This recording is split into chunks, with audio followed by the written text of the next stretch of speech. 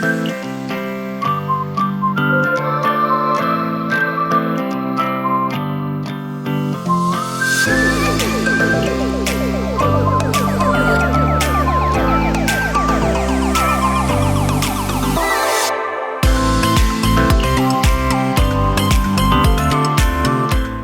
to One-on-One. I'm your host, Lee Adams, and today we're going to talk about something that I absolutely love, and that's basketball.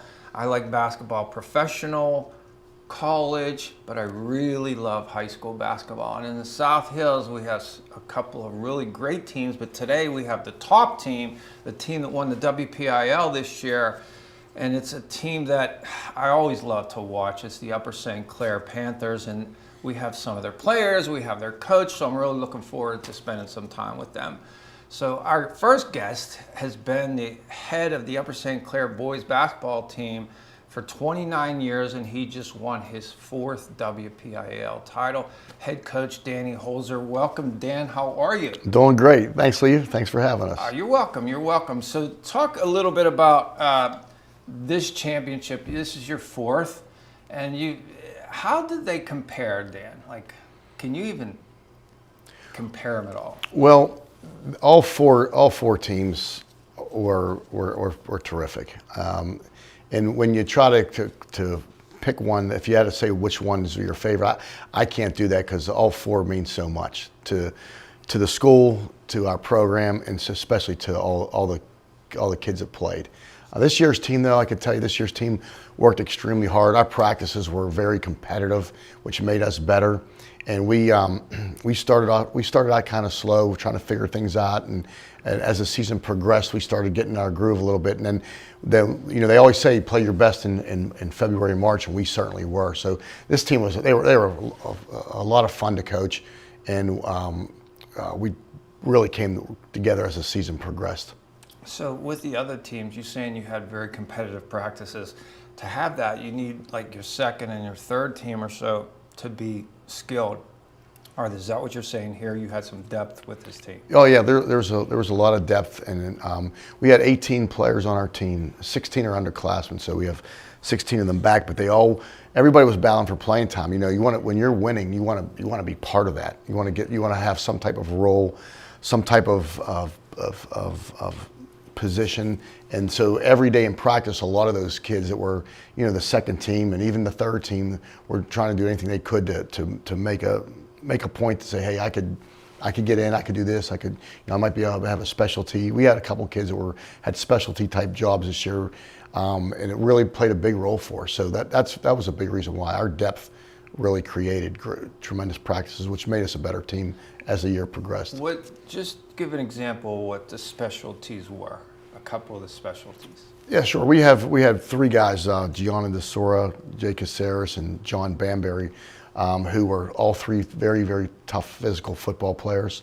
We, in practice, all 3 of them would give our guards a hard time and make it very difficult, fouling them a lot as well, but that was part of the physical practice. But so there were a couple games into the season, I can't remember what the first game was, I said I'm going to put a couple of those guys in just for a possession or two to get after the other team's point guard or the other, that type of thing. And they went in and did an unbelievable job. And it snowballed, and our student section was really into it. And it was a lot of fun. But so there were some games they would literally play maybe 15, 20 seconds, minute here, minute there at the most. But they would come up with a steal, a turnover, an offensive rebound, a miraculous 3-point shot that was made by one of them. So things like that, and so it created a great team camaraderie because they felt part of it, and even though it was a small role, and that's what makes teams win championships. Yeah, that's great. It brings some energy, and especially the physicality. Playing at Penn Hills when I did, I don't think I could have played at the level that is this top classification without being physical, because I wasn't someone that would be up on the glass. I just had to embrace the physicality of the game. I mean, what do you talk about when it comes to the physicality of high school basketball? Yeah, we're trying to develop that every day. We have a full-time strength coach at our school now, which is a big help. And we always have a really good mixture of like football guys and then guys that just play basketball.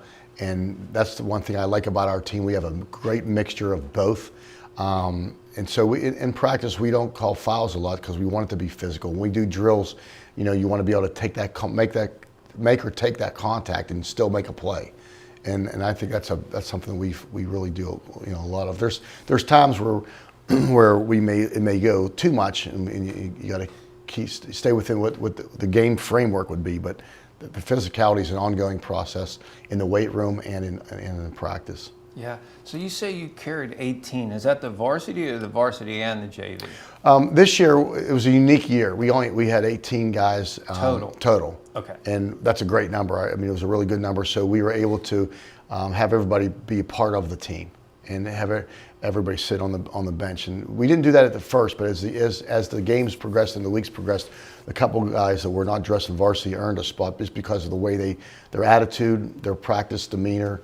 And so I think maybe it was the middle of the year somewhere we started dressing all 18, and it was terrific. That's every year high school basketball is different.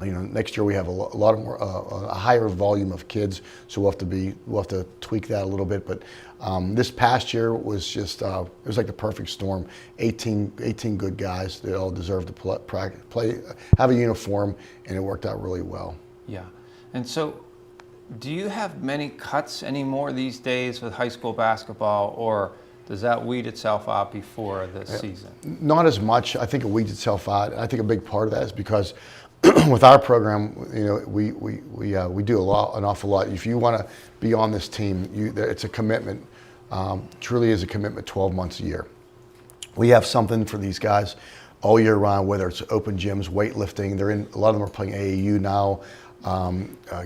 Summer league games, fall league games, and we just do a lot of things that takes a commitment. You just can't show up in November and expect to make this team. And a lot of kids in our school appreciate that and respect that. And so we don't have to cut as much because of what the demands of the program are, which I like that. It's a high level, and that's I think why we're so successful. I think it's a big part of it. We talked a little bit about this prior, but the kids having to make this basically year-round commitment almost. And I mean, some people will say, like, let the kids be kids too, but I think you have a little different spin on that. Why don't you talk about what you think it is about these guys that you have coming a lot of it year-round? Yeah, I think the kids nowadays, the busier they are, the healthier they'll be mentally and physically. And they enjoy it. That's one of the biggest things we try to do as a staff is work hard, but make it enjoyable to do it. And they love to play basketball. Otherwise, they wouldn't be playing for us. Because if you don't love the game, you really won't want to be on our team because it is that commitment. But it keeps them busy. We don't overdo it. We have fun with it. We work hard, and that's part of discipline. Working hard and having fun. How can you have fun playing a competitive sport if you're not working hard? And it has to be hard. And so, but we spin that with a lot of humor and fun in that as well. I think you'll see all of our players will tell you that we do work hard, we get after, we're prepared, but we do laugh, we do have fun, and humor is a big part of what we do. I mean, is that almost designed? I mean, like I always feel like when I played high school, college sports, some of the best parts of it was hanging with the guys and really enjoying each other's company. Yeah, when we got in between the lines, we had to get serious with it, but I mean, that's not all of it. A lot of it's just hanging with each other. And so you say you want to have fun. What does that mean with an Upper St. Clair boys basketball team? Well, I think it starts with me as the head coach, and you have to be yourself. And I try to be myself. And I obviously love this game, and I love the coach kids, especially Upper St. Clair. I've been at Upper St. Clair longer than I've been with anybody else in my life, except for my mother and my father who just passed. But I'm just myself, and I think these guys will tell you when it's time to be serious. And I'm serious. When we need to get things done, we need to get things done. But I also like to joke a lot, whether it's during a practice, during a game, watching film. That's just who I am. You got to be yourself. Some people can't be like that. Like you watch Danny Hurley in UConn. I've been studying him a lot just because of the success he's had. And I think he's an interesting coach, and he's a maniac. Like there is no time for him to relax. As far as I think he has a humorous side to him, but you don't see it that much. And what I like about him, he talks about that. He said, "This is who I am. I got to be who I am." He said, "If you come to UConn, you better buckle your chin strap because it's not for everybody." So back to the point is, I want to be myself. I like to have a lot of fun. I like to mix humor and intensity. And I think and the kids know that. Everybody knows when who you are, and you can't try to be somebody that you're not. I think that's really important. Yeah, no, and when you run a program like you have for 3 decades, you're the head guy in charge, and basically it becomes a culture. And the culture is set by you. You're the head, you set the culture, and you're saying that you want to work hard, but you also want to have fun, and that's who you are. And I got to think that kids respond to that. I would think. I would like to think that too, and I mean these let guys will them tell know, you. Yeah, but the seniors can really talk about it because they're yeah, not that's gonna right. right? Yeah, They Brett can and say Christian can let it loose, right? Let it loose. They can say what they want. So don't worry, I'm still around.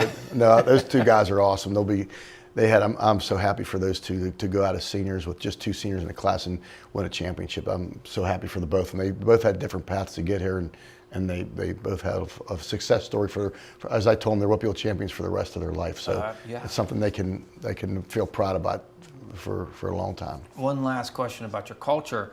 So you like to have fun, but you got to work hard. But sometimes, you were a teacher. What did you teach at Upper St. Clair? American history. American history. So all teachers know you have to have control of the classroom, right? And so without that, you can't teach. So having fun and having control of your team, is that a delicate balance a little bit for you? Actually, it's really not, because again, it goes back to the beginning. I've always been myself, and I'm comfortable with being that person, of knowing when to turn, when you need to dial in the discipline and be tough, and knowing when you can enjoy yourself and have fun with the students or with your team. And that's just, maybe that was a experience over the years. And getting to know who your kids are and that type of thing. But that's another thing that's really important, is just knowing your kids, knowing the type of kids you have, and every one of them is different. Everyone has different things going on, and trying to connect somehow, some way to them it will make a difference. So it's important to you to connect with each of your players. Yes. Mm-hmm. Yeah. Yep. So one of the things that I've always thought about your teams is how hard you play defensively. And, not everybody played high school basketball. I played high school basketball. And when you go out and really put your blood and guts and play lockdown defense, it's not a natural thing. You don't just wake up and say, okay, I'm just going to go get after it and lock these people down. It takes a lot of effort and physicality. And so I've always been struck by how hard your kids play. And so how do you get them to play that hard, Danny? Well, again, it goes back to our kids. As the program's developed over the years, we're used to having success, and the kids like to play on our basketball team. And to do that, you have to play hard, and you have to work at it and be physical. And I think that's a big part of it. If you come to our games this past year, most of our games were not sold out, but close to it, and very loud, a huge student section. Our community was phenomenal this year. They have been for many years. And you want to be, kids at Upper St. Clair want to be part of that. And to be part of that, you got to work hard. One thing is we demand is that you play hard and physical and guard people. Now, sometimes we have some guys that don't guard as well as others, and we continue to work on that. But that's kind of what we start with. And they also know, like the guys I was talking to you about this year, with Gianni and Jake and John, like those 3 guys are perfect examples. Like if you really play hard and guard people, there's an opportunity for you to have a role. And that's what breeds. That's where success comes, and that's been like that for a long time for us. We just continue to try to work at it, and it's about playing time too. The harder you play defense, the harder you work, the more you're going to play. That's for sure. That's a big incentive right there. Mm-hmm. So your biggest rival is Mount Lebanon. I think it's just such a great rivalry. It's one of the best in the South Hills for decades. So when you play Mount Lebanon, how different is it playing them home and away versus the other teams on your schedule? Yeah, I mean, there's nothing like it. I personally think it's the best rivalry in maybe the state of Pennsylvania, not just for basketball, but for all sports.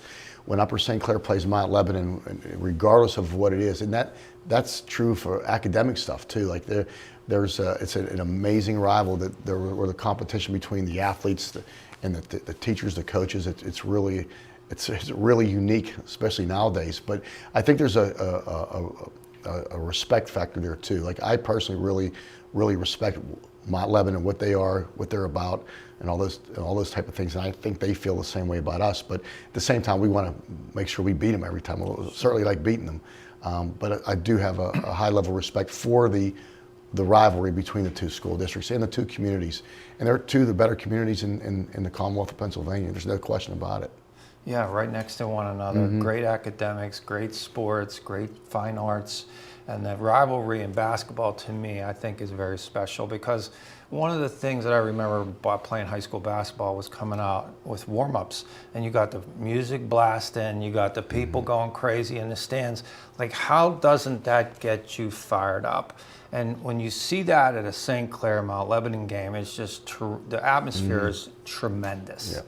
And it just makes it even that much more special. Yep. So who do you consult with, Danny? Like I remember reading years ago that you would talk a lot to Timmy McConnell, and but you asked your players to get better. Like, so what are the things, like, who do you talk to and the things that you think about to get better yourself? Yeah.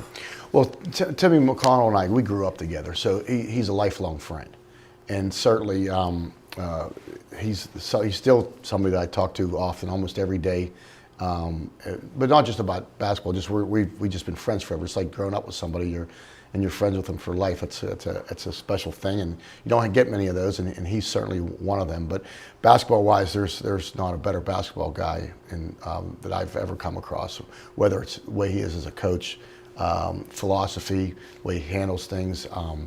And the type of friend that he is. And so he still is somebody that I really go to a lot. And then, privately, my dad was a coach and he was an athletic director, and he always kept me grounded. I talked to him often, and he was really good about that. He was every time we would do well and win, he would always remind me, hey, it's about the next one. Get ready for the next one.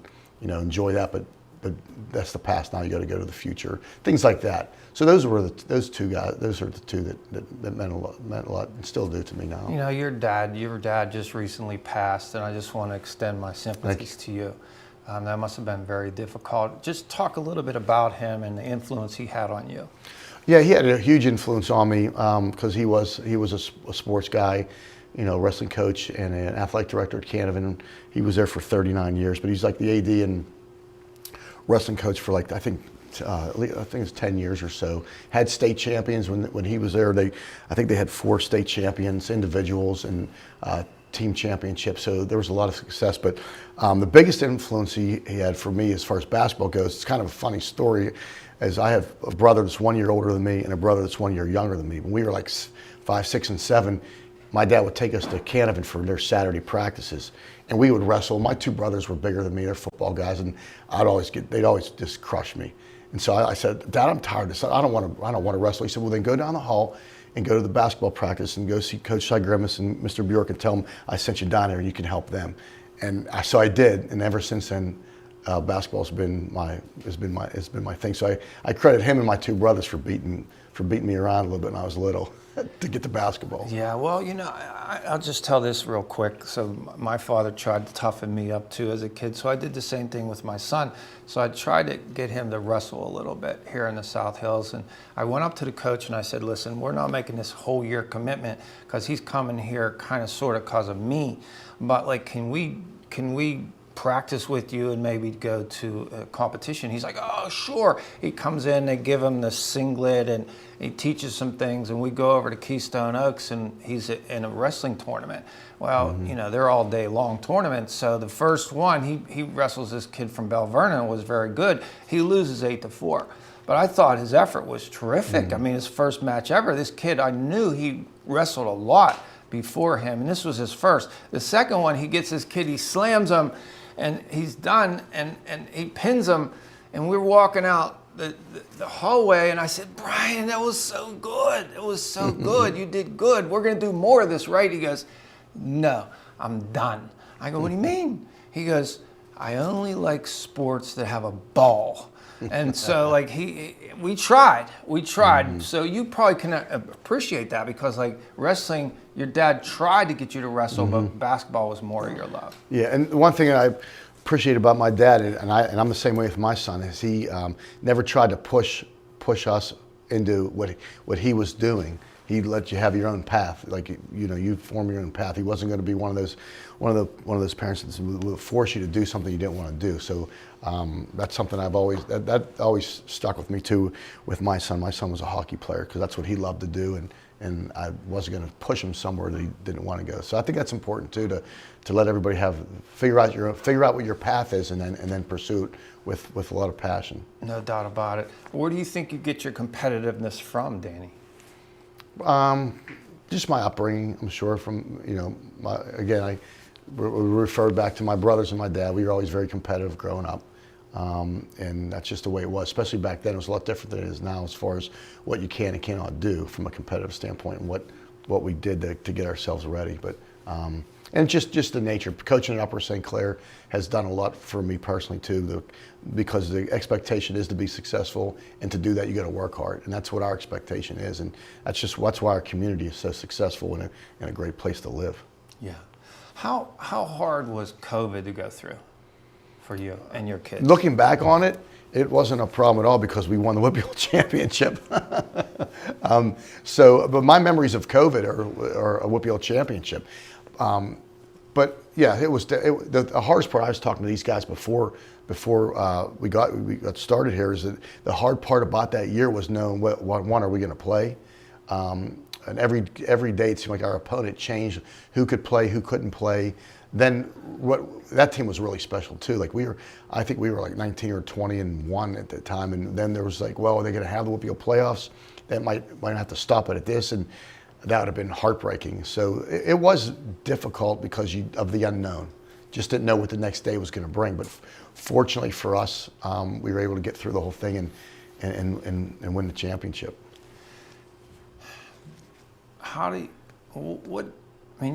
You're an athletic director now. How many years did you teach history? 26. And now how many are you the athletic director? So my third. Talk about the difference in that. You go to school and you're teaching history, and now you go to school and you're overseeing the athletic department. How's your day different? Well, it's really different, because as a teacher, you have a structured schedule, and you're with 100-some kids every single day. As an athletic director, there's something that could come up at the beginning of the day that could change the whole course of the day of what we had planned, whether it's an issue that has to be dealt with, a schedule change, a meeting with an administrator over another topic. It's a completely different day.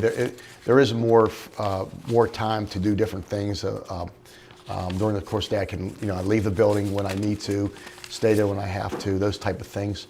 So it's a lot different, and their interaction with the majority of students isn't as much, because I'm not teaching. I always had at least 120 kids as a teacher, so I don't have that interaction with the volume of students, which I do miss that. And a couple times I've gone back in the classroom. My social studies colleagues have been kind enough to let me come in and teach a couple lessons, because I still love teaching them about Civil War and World War II. So I've gone back and done a lesson or two in that. So I'm appreciative of that. My uncle, who I'm named after, he was a fighter pilot in World War II. He was shot down over Tokyo Bay. He's one of the 75,000 MIAs. God bless these guys, right? Yep. For what they did for our country. What's it like working at Upper St. Clair? You went to teach. Did you go to TJ? Yes. Okay. And so you grew up in the TJ world, and now you've worked for like 3 decades at Upper St. Clair. Upper St. Clair is different than TJ.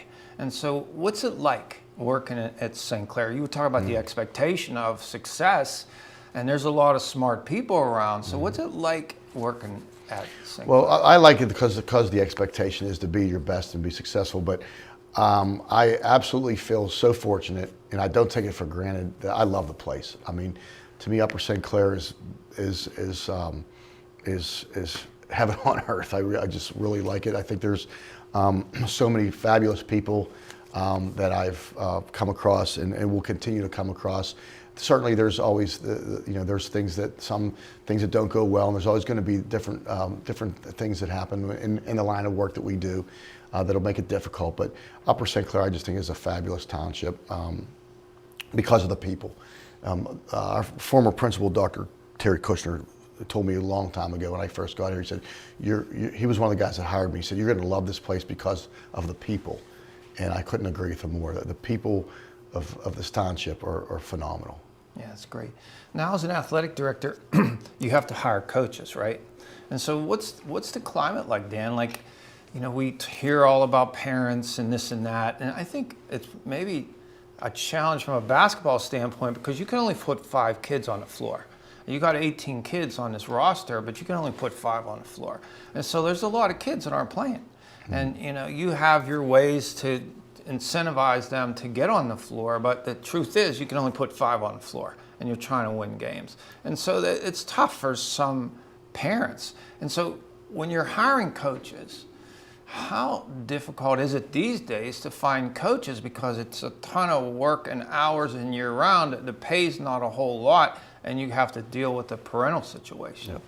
It is difficult. There's not as many young people that want to coach because they don't. I don't think it's more the parents and that type of thing. I think it's the time commitment. There's a lot of young people right now that don't want to put the time in that it takes to be successful.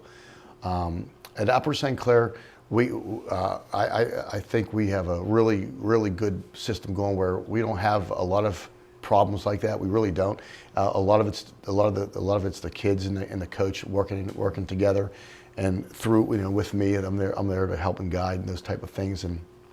But I just think the time commitment of being a high school coach now is different than it ever was before, because there is so many things that you need to do. Like, all of our programs work really hard and for long hours. And if you're not a teacher or you're not like an administrator, it's a part-time pay, that type of thing. So that's something that a lot of the young people are having a hard time with.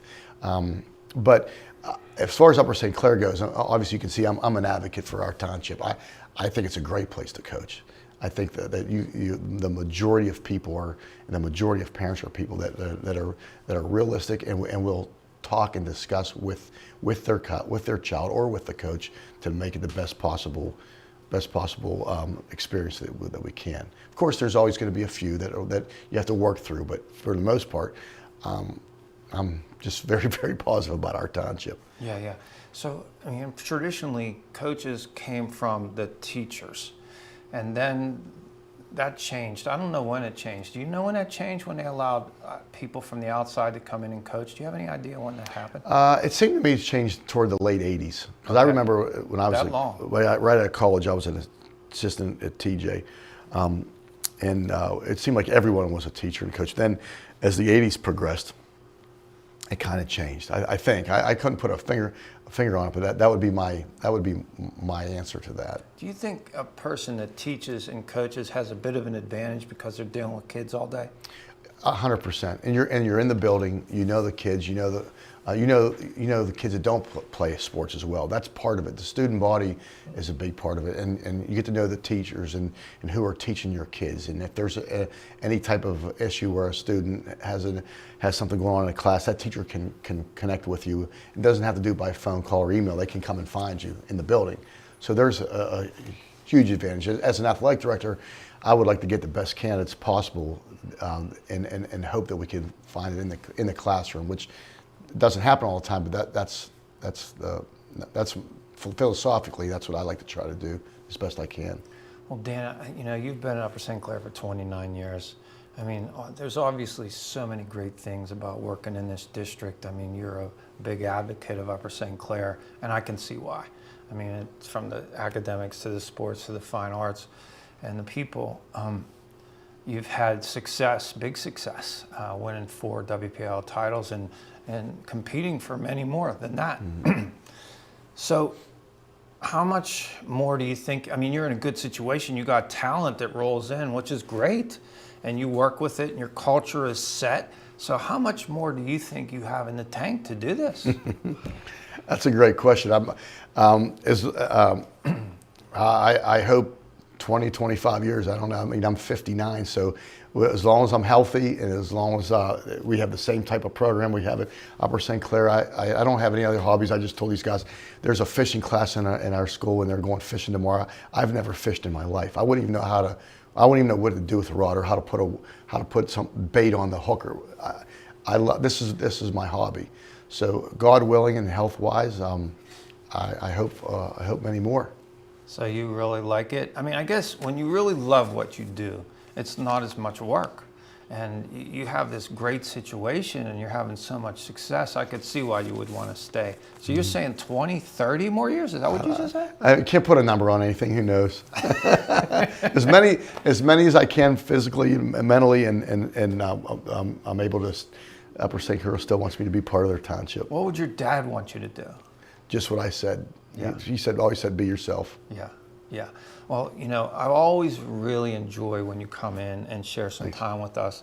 I want to congratulate you again on another great season and win a WPIAL. Thank you. And you're really probably the favorites to do it again next year. Not to throw any higher expectations at you, but I mean, you got most of your team coming back. Yeah, we got a lot of work to do, and we will. But that's a good problem to have, right? It is. Yeah, we're certainly going to miss Christian and Brett. They were terrific, but we'll turn the page and get ready for next year. Yeah. Well, thank you so much for coming and joining us. Thanks for having me, Lee. I appreciate it. You're welcome. I always enjoy having you come in. Thanks. Thank you. Also joining us today of the 2024 Upper St. Clair WPIAL basketball champions are the two senior captains, Brett Meinert and Christian Ito. Guys, thanks for coming in and joining us. Thank you for having us. It's great. So, Brett, what school are you going to? I'm going to Clemson University. And what made you choose there? I always feel like ever since I was little, I've always wanted to go somewhere south, whether I was living there for college. And I visited over spring break, and I really liked it. And then fortunately, I got in. I knew that was the place I was going to end up at. Nice. What are you thinking of majoring in? I think still haven't really chosen, but I'd probably say like business or finance, something along those lines. How about you, Christian? Where are you going? I'm going to Westminster. Are you going to play there? Yeah, I'll play basketball, and then I'm going to try to major in sports management plus marketing as a minor. That's nice. What made you pick Westminster? So as I said, like I wanted to play basketball in college, and D3 is where I was aiming for, and I had a visit for La Roche too, but I don't know, I just didn't really want to go there. And then when I went to the visit for Westminster, I really liked the place. I mean, it was a great campus, great environment, and then just decided to go there. Who was on your short list, Brett? At the end, it came down to Ole Miss and Clemson. Wow, you were going deep south. Yeah, but if I had to pick somewhere close, it would have been Ohio State. So that was pretty much my top three at the end. But then I was like, I just wanted to end up go south. So nice. It really came down to Clemson and Ole Miss. So Christian, what's the strongest parts of your basketball game? That's a good question. I mean, I feel like I'm a good shooter, say, but I think at this moment, I think I'm really good at, driving to the basket. I'm really explosive. I'm working on that really hard, so. Nice. I mean, when you can go to the basket and shoot, that makes you tough to guard. For sure. How about you, Brett? What? Definitely three-point shooting was mine. I've always been a pretty good shooter, something that I kind of got naturally, and also shooting a lot with my dad and my older brother, just something that I got pretty good at. And also I've had a nice little floater that I've had going for my whole basketball career. So you got the float game? Yeah. Dang, that's good. You got to work on that, don't you? Yeah, it's a tough shot because it's all about touch. It's not just like a normal shot. It's a real touch, the float game. Yeah. And so Christian, you are a senior captain, and Upper St. Clair has a great tradition of high school basketball. So did you want to be the captain? First question is, did you want to be a captain? Of course, yeah. Okay. And so how do you think you got there? What do you think? And did Coach Holzer tell you, or what do you think happened there?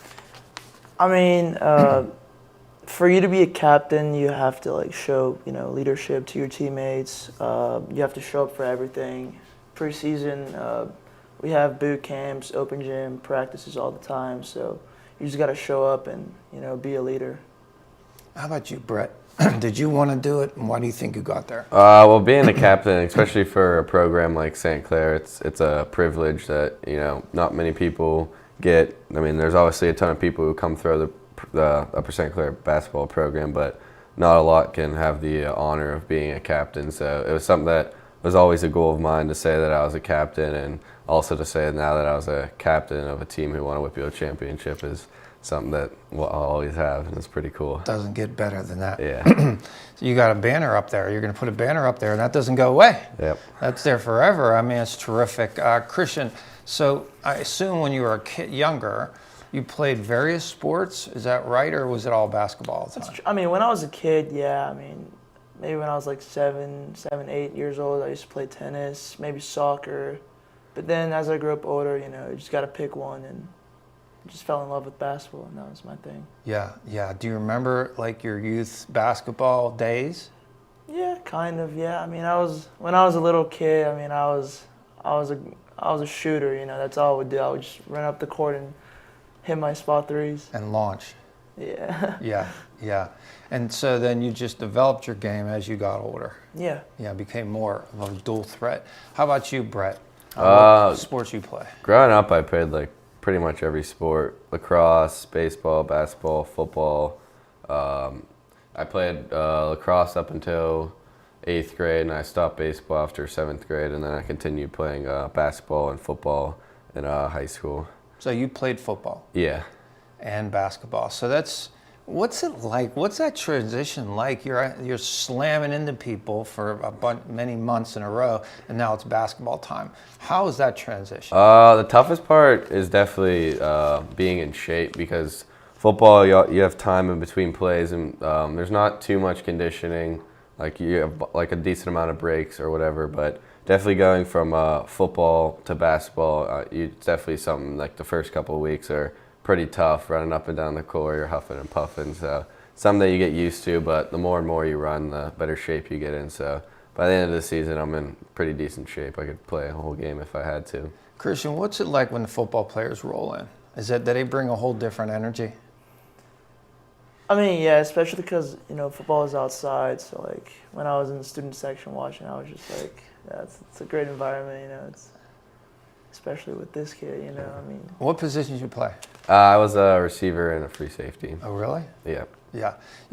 I had your football team here one day, and one of the years, it was years ago, the punt returner was really small kid, but like he could run.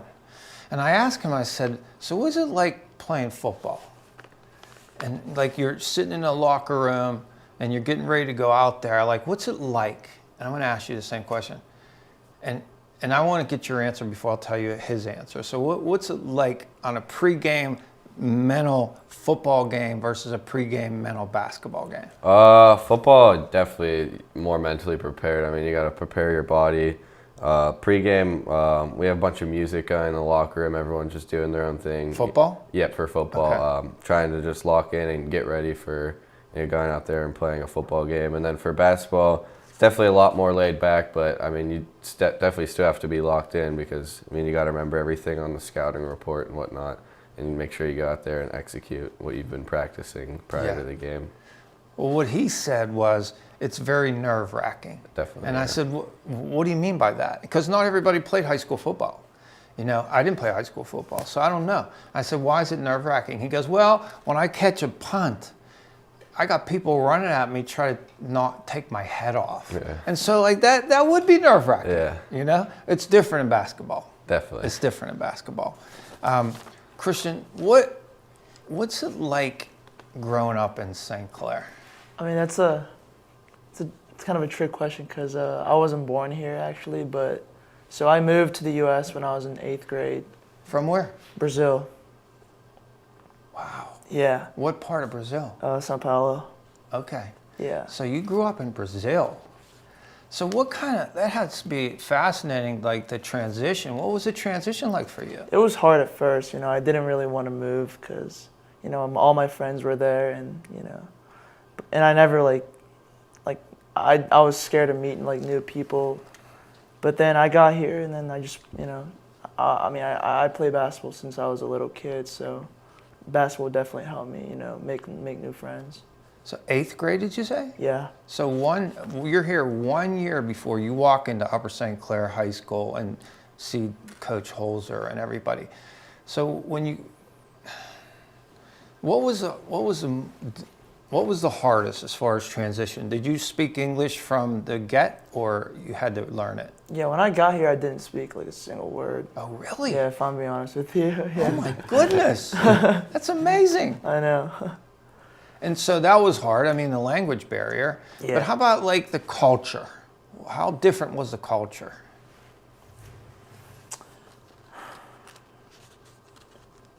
That's an interesting question. I couldn't really tell you. I mean, it's definitely like different in some kind of way, but I mean, after all, you just gotta like, you know, socialize, make new friends, and that's pretty much what I did. You know, Yeah, no, throughout that these would be 5 so years. hard. I think it's hard to move to another school district, let alone another country. Yeah. And you can't speak the language. That's amazing. You know, and that, you know, Brett, that makes me ask this question. You got kids coming up in 9th grade that have some basketball talent, and you're a senior. And so, is there anything within the culture of your team that tries to teach the younger guys how it's done? Definitely, like at least for my leading by example, like whether it's in the weight room or when they have open gyms and they would come, but it's also, at least for my situation, I had to work for all the way up until my senior year to finally get like the opportunity that I've always wanted. And so I think just showing them that, I mean, if you can keep going, you'll get to where you want to be, and you can accomplish whatever goals you had set for yourself. Christian, so like you coming in and learning a new language and trying to fit in and everything, did you treat the younger guys a certain way when you became a captain? I mean, I try to treat everyone equally. You know, as a captain, I got to show leadership to all of them. So, you know, you always have to be nice to them, but you got to push them hard too. Yeah. Who do you root for in soccer? In soccer, I'm not really a soccer guy, but like the whole country is. I know, it's just like I don't know, You never just like connected with it. yeah, Yeah, because you're a hooper. exactly. And the hoopers are hoopers. Yeah. Yeah, I get that. And so pregame, I always talk about, people ask me about playing high school basketball back when, you know, they had sundials, and it was a long time ago. But one of the memories I have, one of the best memories I have, is coming out for pregame, and you got the crowd banging, and you got the music playing, and you got your team that you're playing on the other side of the court. And it just really, I thought it was one of the best moments of high school basketball, was those pre-games. And so, do you feel the same way, Brett? Yeah, definitely do. Especially one of the vivid memories that I have is when we played Lebo at home this year. Coming out, both sides were completely full. There was standing room only, and we run down and we do our little layup things, and there's student sections right there, and they're already yelling stuff at us. I mean, it was something that I found pretty cool. Yeah. And so is that something unique to, did you ever go to high school to watch anything when you were younger, Christian? You didn't see it. So you're just thinking, this is how we do it in America. We got Upper St. Clair and Mount Lebanon, and we got a beach party going on, and the music's banging. What was that like for you? What did that do to you? I mean, so I remember when I got here in 8th grade, and then I was watching the playoffs. Like, that was the first time I was watching a high school game. And I remember it was Coach Holzer. It was USC against Butler, and they were playing RMU. I know they lost that game, but it was a great energy. And then I was just telling myself, yeah, like one day I want to be in the same spot. And then, yeah, like Brett said, the Lebo game was, I don't know, it was a different energy. Yeah. And it just fired me up. Yeah, absolutely. So excited. And that's really, I tell the story about how when I went to see high school basketball when I was in 6th grade, and I watched the pageantry of the game and the energy and the cheerleaders and the crowd and everything, and you're right on top of this. I sat in the stands, I remember distinctly my first high school basketball game in 6th grade, and I said, I'm going to do this. Now, I didn't realize how hard it was going to be to get there, to play, and what I had to do, but I got there. And you got there. Yep. You guys didn't just get there. You're the captains of a WPIAL championship team. I mean, what a great gift to give back to St. Clair. I mean, how does that make you feel?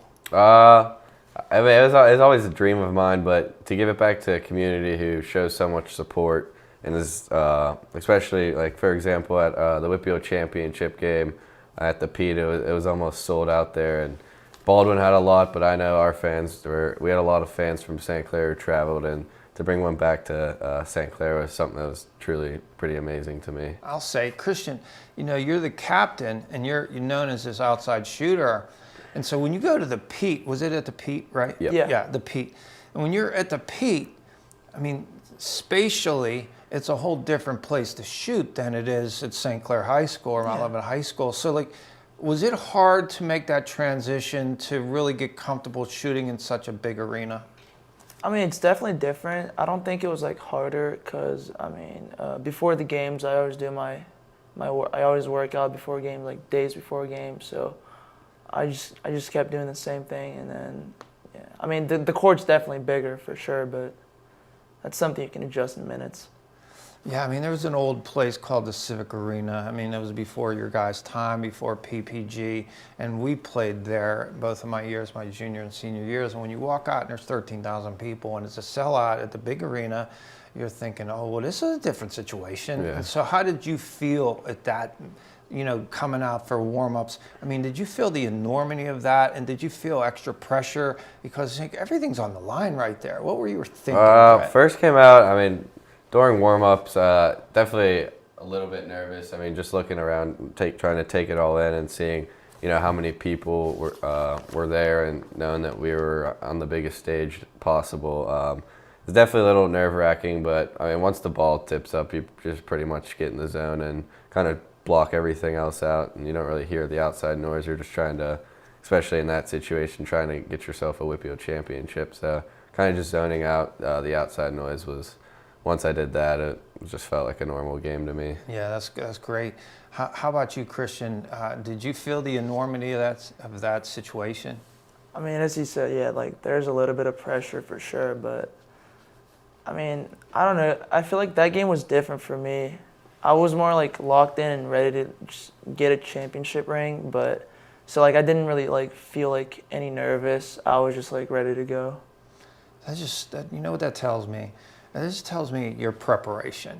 I always feel when you're prepared for something, you don't feel the nerves as much because you did the preparation, you did the work. And I'm kind of feeling that's what you're saying to me right here. What's it like to go to Upper St. Clair High School, Brett? What's it like, the kids and the teachers and the academics and the social life? I mean, what's it like? Academics, I mean, I think it speaks for itself. We're one of the best schools, definitely in Pennsylvania for sure. Social life, I mean, we have a big, nice school camaraderie. Everyone's pretty much, we're one big family. I mean, you might not know everyone, but at the end of the day, who's that and who's this. But I mean, we have pretty much a nice friend group that, you build great friendships with. And from there, you just take that from there. And those will be my friends for hopefully the rest of my life. And especially these four. Building a friendship with them is something special, and I'll have those for hopefully a long time.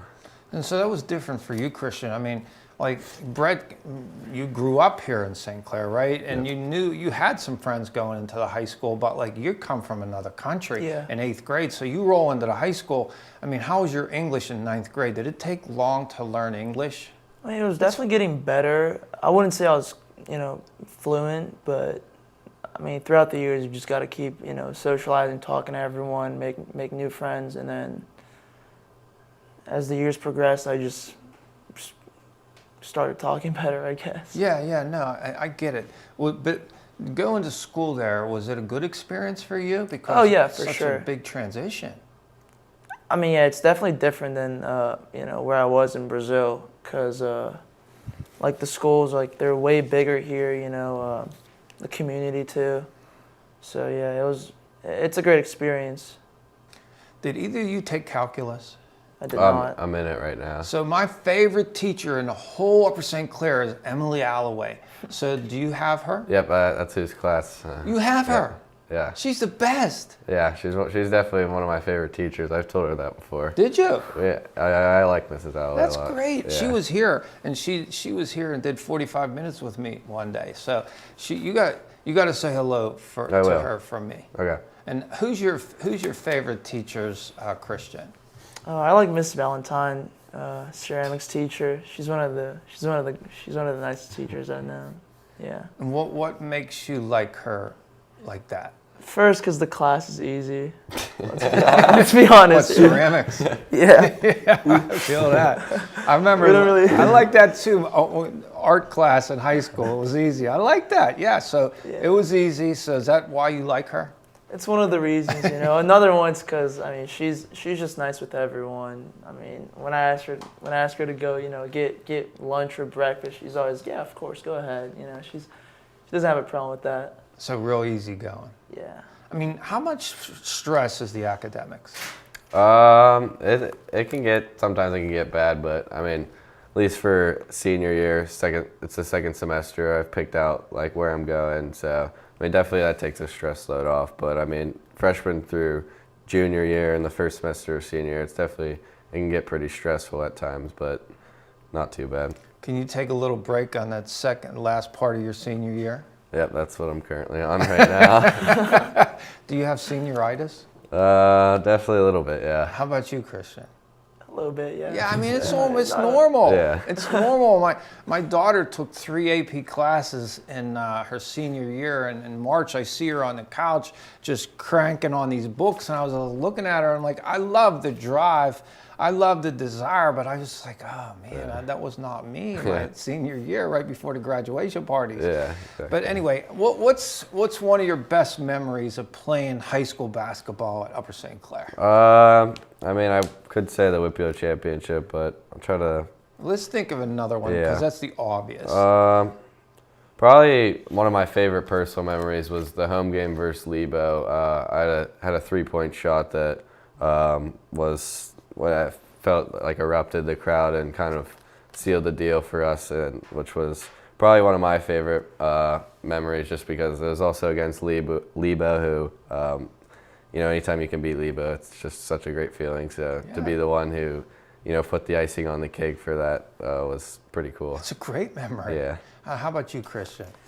If I could pick one, it would probably be the Central Dolphin game, first round of states, where like we started the game very, very slow, down almost like 15 points. Yeah, and then by halftime we're down by 10, and then second half we just, like the whole team, we just all went crazy. I mean, we weren't missing shots, especially in the fourth quarter. That's when we sealed the game. Was it your first state game, that game? It was my second. I played last year. We played State College in the first round. But it was the first state game this year. Yeah, this year, it was the first round. Do you think it was a little bit of a letdown after the Whitfield championship, the start against them? Yeah. That's. I knew we were.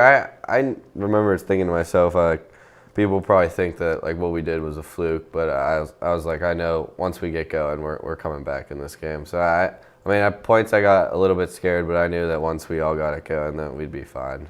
Yeah. Well, I'm so glad you guys could spend some time with us. I mean, to be able to go out your senior year and be captains of a team to win the WPIL for Upper St. Clair and put a banner in the gym that's going to be there forever. I mean, that's fantastic. Yeah. So I just want to congratulate you. Thank you. both. I appreciate it. It's such a great achievement, and everybody in Upper St. Clair is so proud of you. And we just wanted to bring you on today and talk about it. And I just want to also wish you both the best of luck in your future. Thank you. I appreciate it. You're welcome. Also joining us are the two junior captains of the 2024 WPIL Championship Upper St. Clair varsity basketball team, Julian Dahlem and Tyler Robbins. Tyler, welcome. Thank you. It's great to have you. Now, Julian, you also play football. What position? Receiver and DB. And so, what's it like juggling football and basketball for you? This year we had I'd say a poor football season. We didn't make playoffs. We ruined a 29-year streak, I believe. And the one thing Coach Holzer always told me is he can't wait for me to get back, and that gave me the motivation to come back and have a successful season. Yeah, so what's the transition like for you whenever you're slamming people and hitting people in the football season, and then you get on the basketball court? What's it like? What's that transition like for you? Take maybe a couple-day break, and then right back into it. So your body takes a little bit of a beating in high school football. Yeah, of course. Yeah, sure. Tyler, you come from a family that has played a lot of high-level sports. Why don't you tell us about your family and where they went and what they did? So my he's from Ohio. He went to Pitt to play football in the 90s. My mom, she went to Mount Lebanon. She played basketball, went to Virginia Tech. My sister graduated last year from Upper St. Clair, went to Marist in New York to play basketball, and my brother's a freshman right now. Freshman at Upper St. Clair? Mm-hmm. Yeah. And so your mom, what's your mom's name? Kim Seaver is like her maiden name. That's her maiden name. Yeah. That's what people in the South Hills know her as. I guess, yeah. Because she played for Mount Lebanon, right? Mm-hmm. And she works there? Yeah, she's an elementary school teacher at Washington. Okay. And your dad, what position did he play at Pitt? He was defensive line his first 2 years and then switched to offensive line his last two. Nice. That's quite a family. So when you have a family like that, what's it like for you to play, and especially in these big situations, what's it like? I mean, it kind of motivates you because, like, I guess you're kind of just keeping up with the family. I don't know, really. Yeah, no, I get it. So, Julian, why do you think that this basketball team was so successful? Just the second team, like guys like Coach Holzer mentioned earlier, Gianni DeSora and Jake Caceres and John Banbury. I couldn't tell you one practice I didn't have where me and G or John are having a fight. It's just something you go at, and it's just what made the team better. What do you mean a fight? We would legit almost fight. Like, that's not even a joke. We almost. So you're not joking with me? No. So you're talking legit fisticuffs. It was close. But it's just because you guys are physical. Yeah, So are these the football players? of course. Yeah, right. And so they're your buddies, but now you're coming onto the basketball court and you're going at it. Yeah, we're not friends. We're on the court or on the field. So, but what's that like? So I'm sure you're friends, right? Are you friends with them? Of course. Yeah. And so like now you go get on the basketball court and you start pounding on each other. What's that like? I mean, it's the whole thing about sports. You do what you love, and if it happens to be a fight, I'm a talker. I'm always going to talk, but those guys, they like to foul. I'll tell you one thing. They like to foul. And I get on them. They get on me. Are they hackers? Of course. But does that help you? That helps. That's why, I mean, sometimes like in the Whitfield Championship game, I do the same. I got 2 fouls in 30 seconds. I was sitting for the first half. I mean, it's just what football people do. We're tough. I get it. I know the energy. We had football players on our basketball team. And so, do you think your physicality helps you to be a better basketball player? I think that's what I provide to the team. I mean, I might not score, I might not, but I do everything else for the team. What do you do? Like, talk about the things that you do that don't get on the scoreboard. I just remember Pitt Johnstown. I mean, Brett and Ito weren't playing the best, and what I thought to them was like, they're my two best friends, and the last thing I want to do is not play with them again. And I told them they better step it up, or they're going home and they'll never play together again. So I get on people. I'm the motivation speaker. That's what I think I am. Oh, so you light the fuse. Mm-hmm. Nice. That's great. Tyler, what's it like being a big guy on the team? I mean, it's like you got all these guards running around you, and you're the big guy. And so, what's that like? I mean, I don't know. I guess pretty good. Yeah. I mean, Yeah. but you know, I want to tell you a quick little story. So it's funny. I want to tell you a quick little story. So, like, when I was in 8th grade, we had a guy that was 6'2", and he dominated. He'd score 25 a game, and we would run the table. Well, when he's a senior in high school, he was 6'2". He never grew, but he also didn't learn how to handle the basketball, and so like his stardom kind of peaked in 8th grade. And so when you're growing up, I mean, what's hardest for you to do on a basketball court? Handling it, defending, rebounding. What's hard? What's a challenge for you? I mean, it's probably. I mean, people would say my ball handling is not great, but I can definitely handle the ball. Can you? I would probably say I have guard skills, definitely. Yeah. Have you ever had the opportunity to do it? To handle it with pressure in a game? I mean, sometimes, I'll like get the rebound and push it myself in practice, but then like Coach Holder sometimes won't always like that. He doesn't. No, not all the time. He wants you to give it up. Yeah. Yeah. I mean, when I think of, well, your mom, I mean, what does she's got to be able to help your basketball game. And the level that she played at and the success that she has, I got to think she's able to talk to you about some of the little things that you need to do to be successful. Is that the kind of relationship you have with her? Yeah, she definitely gives me a lot of like tips and pointers as far as like what you can do posting up, because she was also that's like what she did. Yeah. And so yeah, I mean, it's nice having her being able to like give advice and stuff. Yeah, no, that's good. It's good. We always say you can't teach height, and you have it, and so it's a great advantage from a basketball standpoint. Julian, what did it feel like after winning that Whitfield championship? Didn't feel real. I Really? mean, it's to the part where we won by 20, and it's to the part where you're known forever. That's the best part, is that we'll be known forever, but at the same time, it didn't feel like. I wish it was more competitive, because that's what I like to do, is compete. Yeah. Well, you put a smackdown in the championship, but that has to feel pretty good. Mm-hmm. Yeah. Tyler, what was it like for you down at the Pete that day? I mean, it was really cool because, I mean, you're just with all your friends and like the whole community, like the whole week's talking about it. And it's like a big deal, and it was just cool to win it, yeah. Do you have colleges talking to you? I do talk to colleges, yeah. Yeah, that's great. What's it like, Tyler? What's it like playing with a guy like your teammate here, Julian? What does he do for you? Julian's a great player. He facilitates the ball. Like I would probably say is one of the best in the Whitfield. I think he's a really great passer. He can defend on the ball really well. I mean, he's one of the guys that I don't have to save a lot, because he's gonna he'll defend them, so then I don't have to even go over to help. So you don't have to really help defense because they're not beating him on dribble penetration. Not really, no. Yeah, and so that makes your job a little bit easier. Yeah, it does. Yeah. So do you think, Julian, that's, you're talking about you're being like the energy and the spark plug and the fire. Is that just part of your personality, or did you think that this team needs this, I can provide this?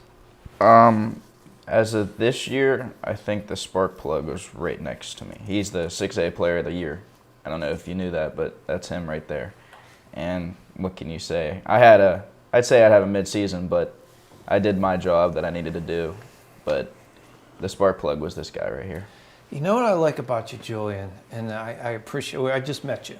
And we've just been together for a couple minutes. And what I really like about you is that you give like deference and some love to your teammates and your guys sitting next to you. I mean, teammates like that, I always love teammates like that, and where does that come from? I mean, is that something where does it come from to give the praise out to your teammates and the guys that you go to war with? I mean, it's just family. Like, these guys, this dude, you'll be seeing him at a Power 4 high-level Division I school, and you'll never he'll be on the low, but it's just like Brett and Ida right there. Brett is the one who brought me in, and I've been friends with him ever since, and it's just something you can't break. It's a bond. And Ito, it's kind of like I just became friends with him this year and just started talking to him. There's something about that kid. I don't know why I love him, but I love him. Who? Ito. There's something From about Brazil. him. The dude from Brazil. Brazilian kid. The dude from Brazil with tattoos on his arm. Oh, does he have Yeah, he tattoos? got his tattoos. Oh, I didn't even notice. Yeah. You know, we forgot to ask him about it. It's just something of, it's just sports bring people together. And Yeah, for sure. I mean, I got one more year and I've been playing with Tyler for 8, 9, 10 years in multiple sports, multiple teams, and got to have the last one as the best one. Yeah, it's good stuff. But you have another year together. Mm-hmm. Yeah. So you got some more work to do. Mm-hmm. Yeah. Tyler, what big guys that you played against provided a real challenge to you this year? What were some of the players that you felt were good that you played against?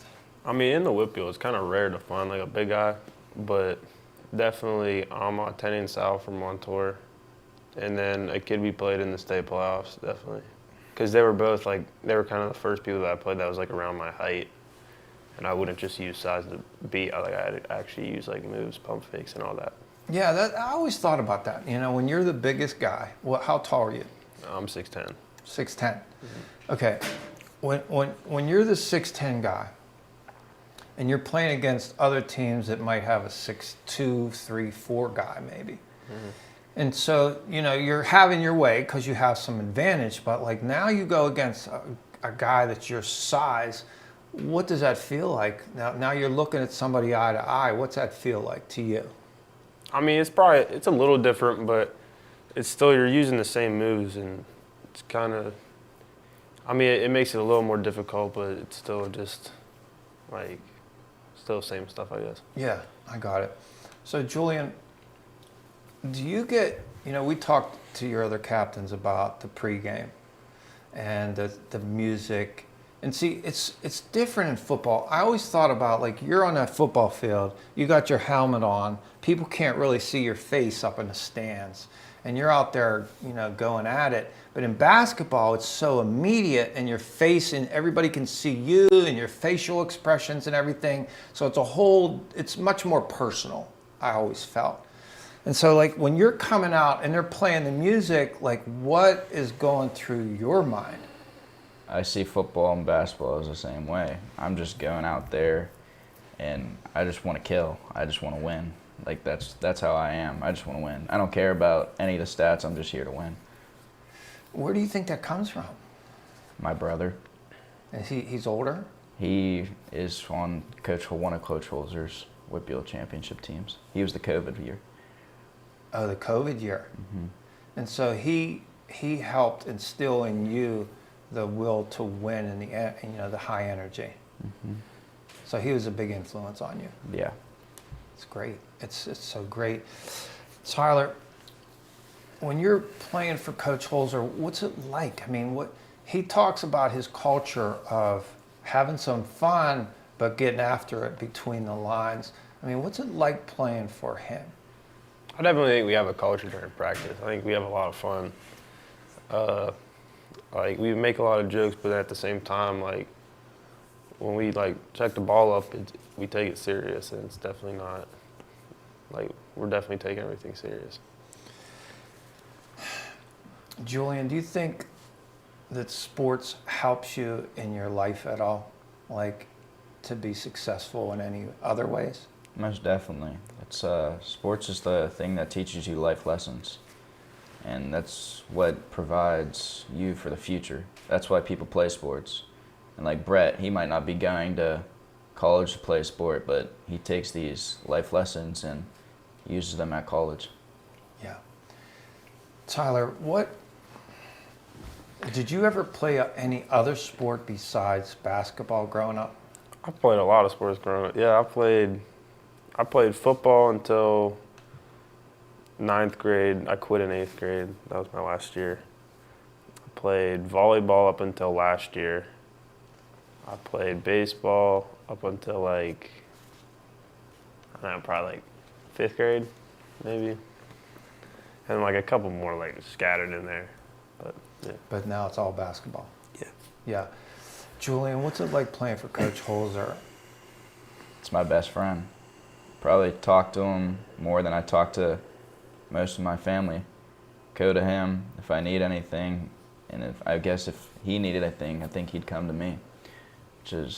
We talk all the time. That's why I think this makes us so successful. He talks to his players.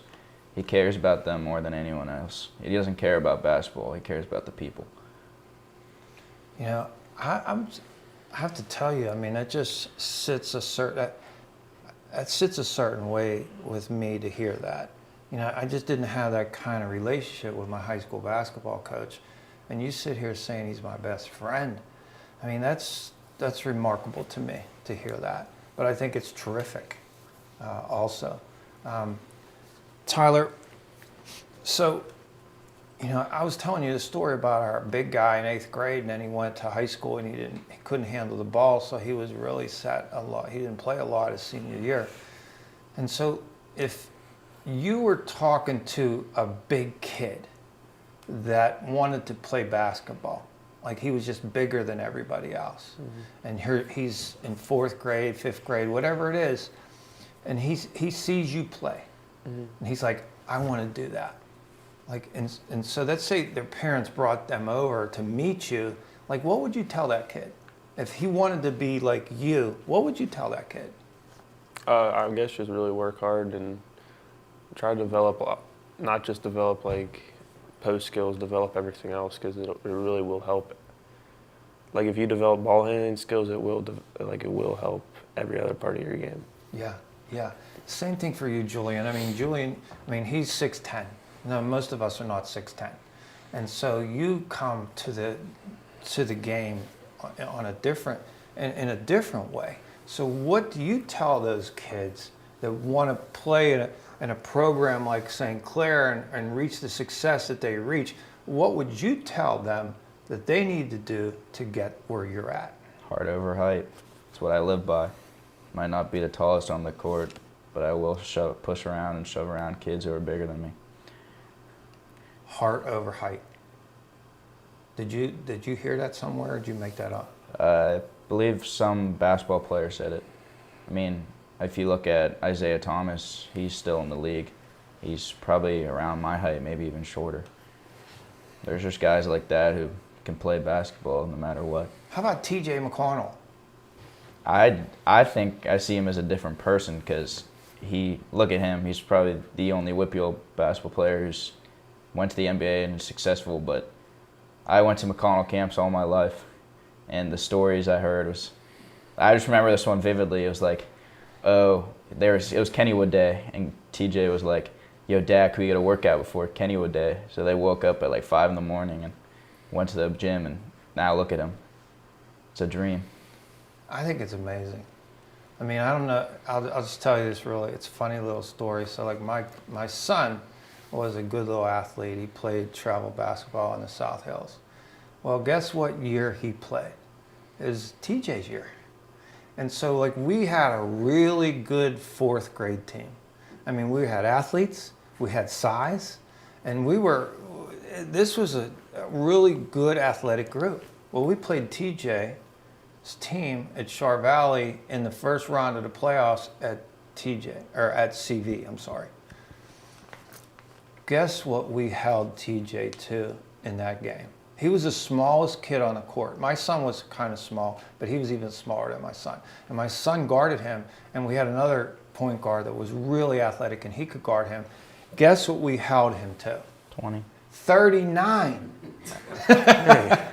I mean, I wish I could. I can't make this story up. We held him to 39. Most 4th grade teams don't score 49 the whole team, but TJ did. He had a hesitation move that was way beyond his years. So when I see him on television, I just love to see him play against the greatest athletes in the world. Tyler, do you watch college basketball and pro basketball? Yeah, I do. Yeah. Who do you like? College and pro? I'm a Mavericks fan. Are you? And then Mark Cuban.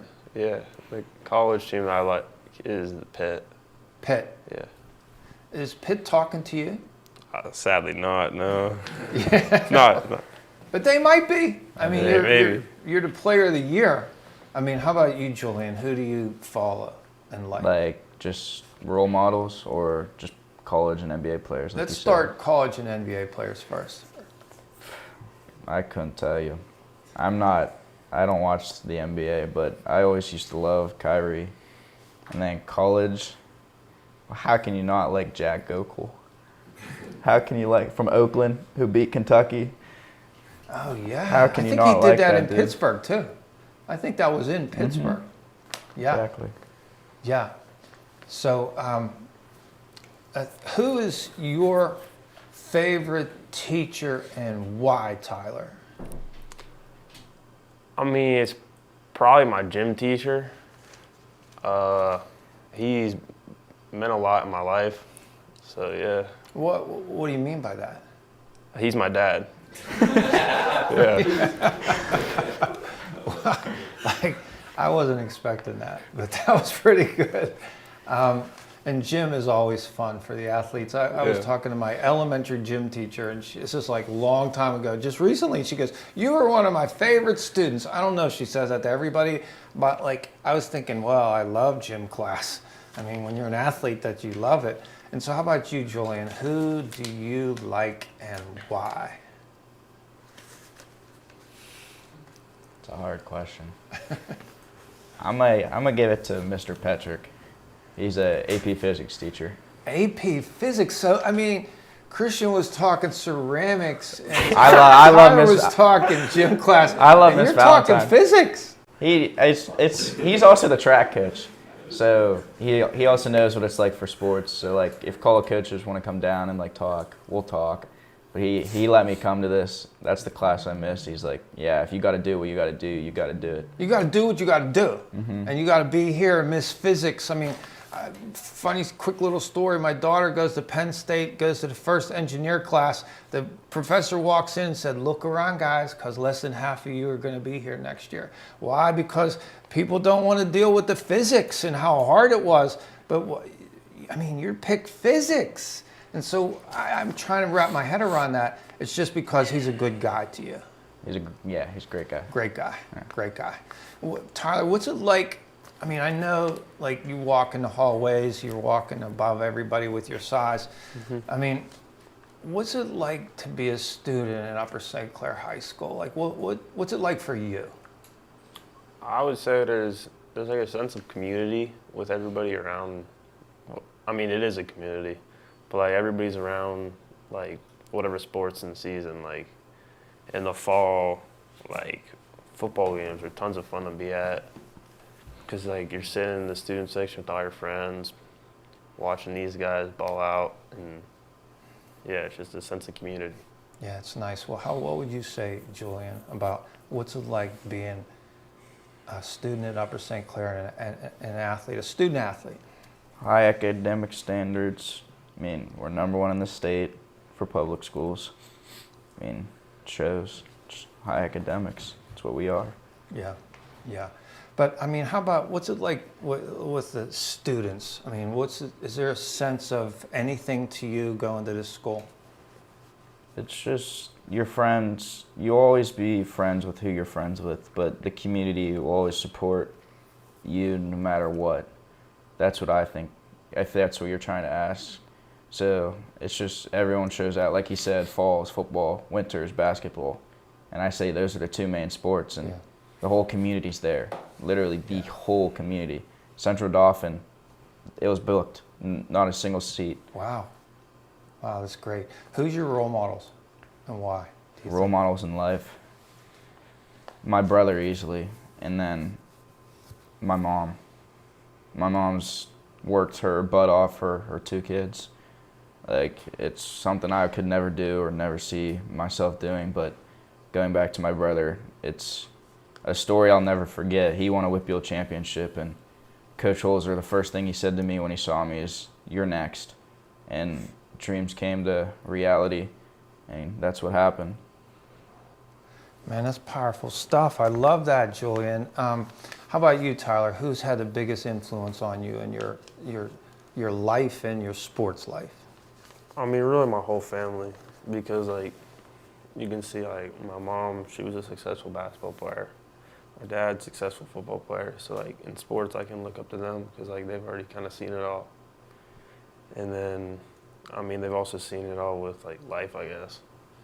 So like, yeah, they're both teachers, and so like, yeah, they have successful lives. Well, they must have been so thrilled to see you win the Whitfield Championship. Mm-hmm. And how was your family, your brother and your mother? How were they when you won it, Julian? That was a joking matter because like I said, I had 2 fouls in 30 seconds, so I sat for the first half. It was. They're like, my brother is like, the first thing he said is 2 rings in 1 house, and it's pretty hard to accomplish. Yeah, but it's what we did. It's so great. It's so great. I have absolutely enjoyed having you, your other 2 captains, and your coach to come here today. I mean, when you won it, I knew I was going to call Coach Holzer and do this, and I'm just so glad you guys could spend some time with us. I want to really congratulate you both on winning a Whitfield. I mean, that's history. I mean, it never come down. That banner never come down. But now you got a chance to go back to back. And I mean, that's a big challenge, but like, I think you guys have a lot of talent to contend for that. So I really wish you well. Thank you. In your senior year and beyond. And thank you guys for coming. Thank you. Thank you for having us. You're welcome. And I want to thank you for watching. Please join us for another edition of One on One. I'm your host, Lee Adams. Take care.